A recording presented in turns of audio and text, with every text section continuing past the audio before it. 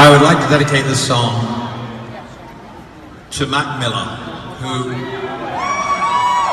unbelievably, at 26 years of age, passed away yesterday. It's inconceivable that someone as young and has so much talent could do that.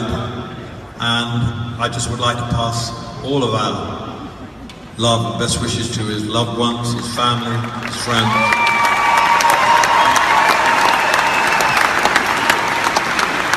And Mac, wherever you are, I hope you're happy now.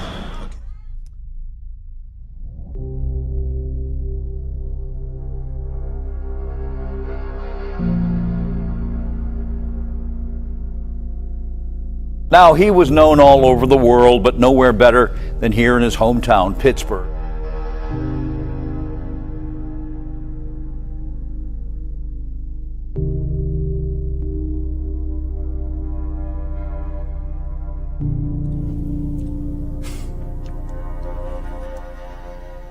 If you look at social media, if you look at the news, the amount of overdoses, the amount of suicides, huge. And that was one of the biggest reasons to something that why I wanted to share tonight, was because I'm tired of it, man. And I'm tired of people that should be saying something don't say something, because it's not a this problem or this problem or this problem or this side's fault or that side's fault or this color's fault or that color's fault or that party's fault or that party's fault or this religion's fault or that religion's fault. It's none of those. That's not the problem. The problem is a heart problem. Everyone. And it upsets me so much that people pass blame here, do this. It's a heart problem. And it starts with the heart. From Mac to Anthony to you can name on and on of overdoses and suicides. Even Chester. How the only reason that you can obtain everything that the world says is going to make you happy,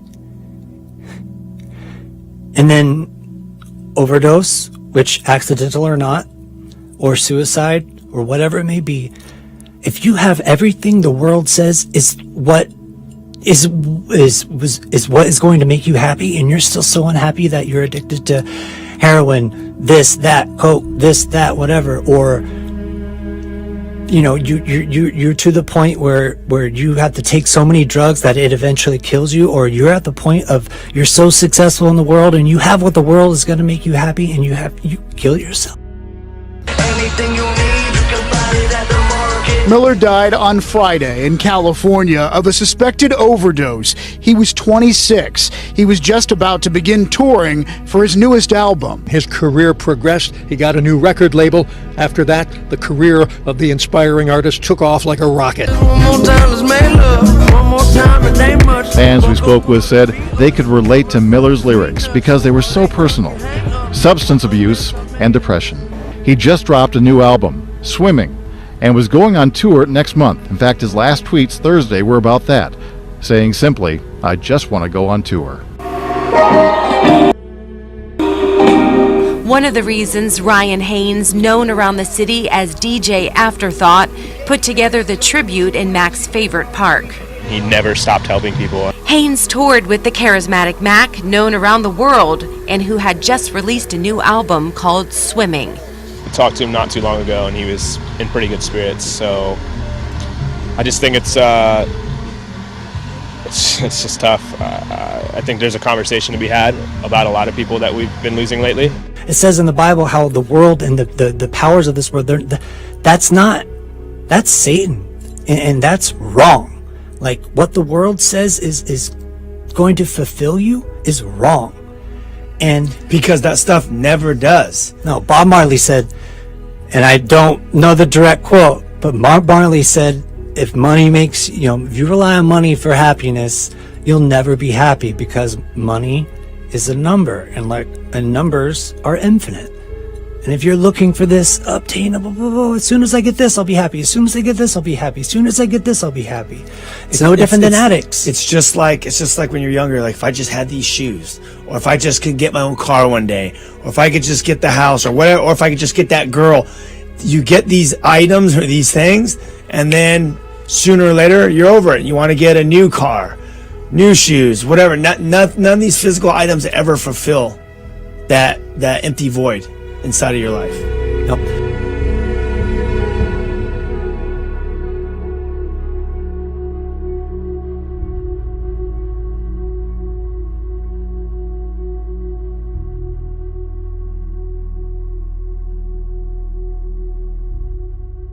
Odell Beckham Jr. is now the highest paid receiver in the NFL. According to the NFL Network's Ian Rappaport, Beckham and the Giants agreed to a 5-year, $95 million contract extension. His goal, quote, was always to be in the Hall of Fame, to win trophies, to be able to leave a legacy that will be remembered way past any money that you make, end quote. He also attributed his broken ankle injury from last season as the reason why he has matured and worked harder to get back onto the field this season.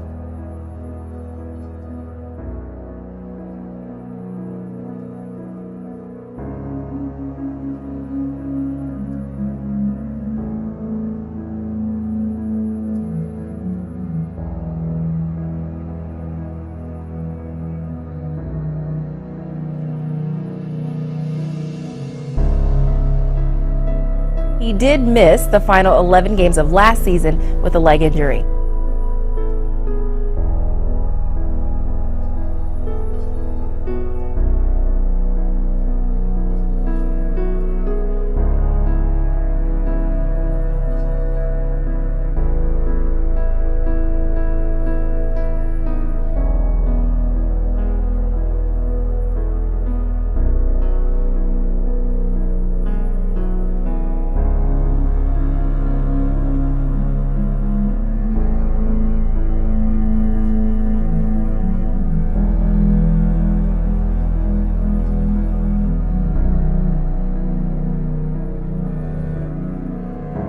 There's a Bible verse, Mark 8, 36 through 37.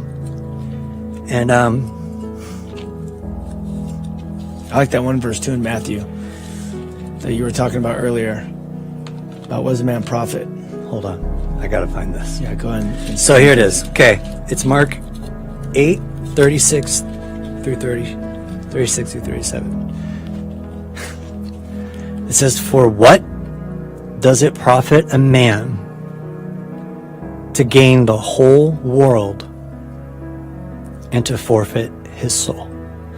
For what can a man give in return for his soul?" That's putting it there. That's putting it in black and white. It's written in red because that's what Jesus said. And whether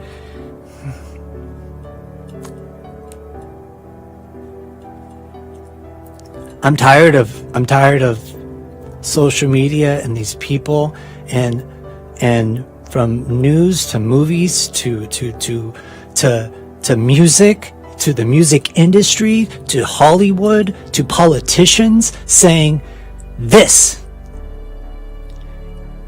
And you're not allowed to say Jesus. You're not allowed to do this. This is off subject. This is that. That can't happen.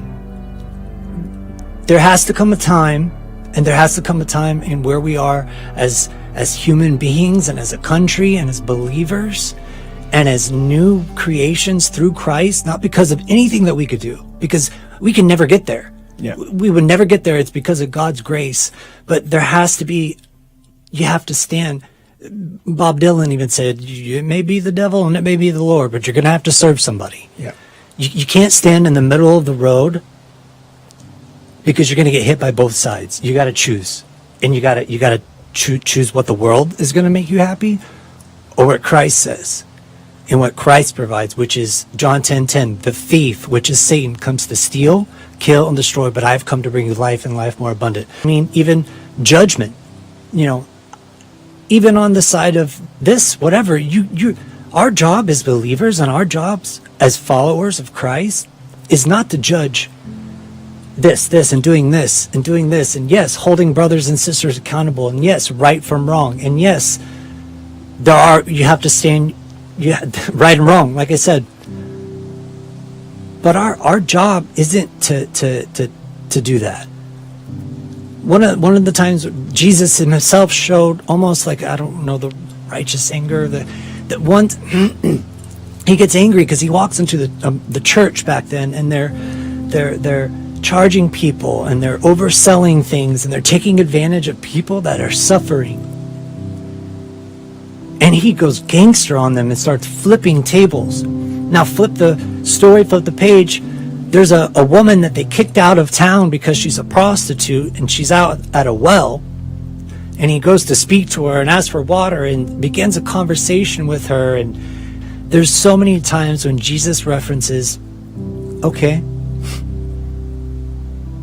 if you are without sin, and there's a whole instance, if you're without sin, that other woman, yeah. They were going to stone a woman, kill her because of what she had sinned, what she had done wrong. And he says, any of you that are without sin, here, you throw the first stone. And that was to the modern day, what you would call whatever they are, leaders of the church. Religious leaders. He was saying, all have sinned and fallen short of the glory of God. That means all. And I just...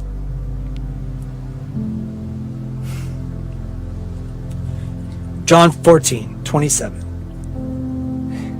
He says, peace I leave with you. And he says, not the kind of peace that the world has to offer. Because God offers a kind of peace that surpasses all understanding and all verbal expression that I can no verbal expression that I could ever think of will suffice. No ever visual representation that I could draw, write, paint, whatever suffice. Because faith that was so much restored for me when I was in Israel, Ryan, that faith is growing more and more every day, because I see how much the world has to offer and how much it hurts people and kills people and takes people's lives. It steals, it kills, it destroys, because that's Satan, and that's the lie, and that's the world, and that's what, from social media to the commercials. I see how powerful that is. Yes. And I see how powerful they are, from the money, and oh man, I could go and hold down another path of the powerful and the money, but yeah. They're powerful. And there's a lot of power in that. People are severely addicted and depressed, and the age of social media, and you have more people, suicide and depression. And the whole time I was in the band, that was one of the biggest things. So how are we in this world that has that to offer, and it's building? So what gives me so much more faith, and what makes me so pumped to be here and to be alive in this time, is because if I see how powerful they are, and how powerful what the world has to offer is, and how powerfully it's causing people to ruin their lives, then that shows me that the God of the universe that did the transformation in my life, there's no contest, man. And I'm sick and tired of people thinking that I'm sick and tired of people that thinking it's even a match, because God's already won. And the way to tell people that, and the way to get that across, is not holding up signs that are hurtful. It's showing people Christ through you, which is that pouring out of love. And it's time to do that, because I don't know. I'm sorry, we didn't take a single question. It's all right. So tell me this: the dark. Going to Israel, you read through the Bible, and now you're in Israel and you're walking through the Holy Land and you're seeing a lot of this stuff. It's a reality. What picture did that paint for you, and how did it affect your faith? Going there, reading the Bible and then going there and actually seeing the stuff that you read about. Tell us a little bit about a couple of those amazing moments. Yeah, man. Being able to read about the Bible, and read the stories in the Bible, and read about the life of Jesus, is really powerful. from certain parts of the Bible that where we would go to that place, you know, from the tomb to the garden to Sea of Galilee. I got a rock from the Sea of Galilee. I'm kind of strange like that. I used to collect sand. I had a sand collection, and I collect sand from all over the world. But being able to see and to be in the places where all of these stories you hear were written about, and to be able to be there and be in person, it made my faith that just much more on fire, and so much more solidified in the fact that, you know, I believe because of faith, and faith a lot of times is blind, and faith a lot of times is, you know, you're not always like, okay, this is this and here it is, but being able to go and walk, knowing that I was in that area, and just the fact alone to see historically what the tomb where Jesus was laid at looks like. Yep. Just that alone, whether that be the tomb or not, just to see what the actual tomb looked like, to me it was so powerful. And after the tomb, I walked away by myself, and I just had one of those moments that you have with God when you can't speak, and you can't worship, you can't think, there's just no words, and you just, man, I was just touched.